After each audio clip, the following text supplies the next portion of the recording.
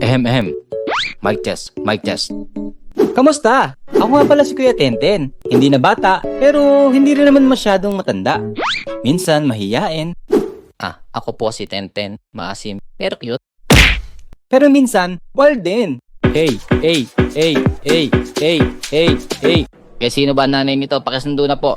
Hindi ko po anak yan. Huwag kayong maingay pero ito nga pala ang first episode ng aking animation journey. Dito ako mag-share ng aking experiences bilang nilalang dito sa Earth. Don't ask me why again, we tried again and didn't feel the same. The plan. Sabi nila, wala daw mangyayari sa akin kasi it's too late na daw.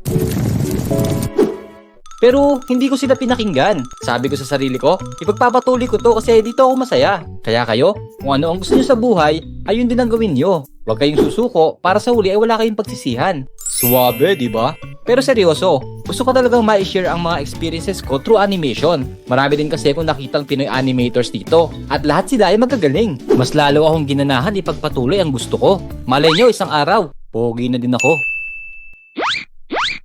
Hehe, joke lang. Ang haba ng intro, di ba? Talaga namang intro pa lang ang nagagawa kong video. O siya, magpapaalam na muna ako. Bye!